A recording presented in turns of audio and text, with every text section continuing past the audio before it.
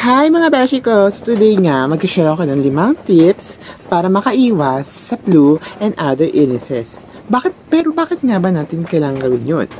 Para maging safe ang ating sarili at iba pang tao. Kaya ano pa hinihintay natin? Let's start! Number 1. Practice good hygiene. Always wash your hands for at least 20 seconds before and after coughing or sneezing. Pwede naman available ang tubig at ang sabon.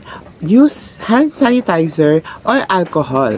And also, avoid touching your eyes, nose, and mouth para hindi na mag-spread ang mga germs na galing sa kamay. Number 2. Cover your mouth and nose when you sneeze or cough. Use a tissue or use your elbow, not your hands, to prevent spreading germs and bacteria to others. Number 3. Maintaining a healthy lifestyle.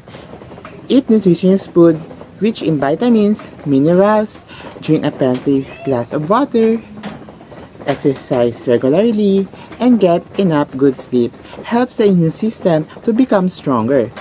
A stronger immune system can help the body to fight off the viruses easily. Number 4. Get vaccinated. Flu shots and other recommended vaccine can protect your body from severe illness and complications. Number 5. Stay at home when you're sick.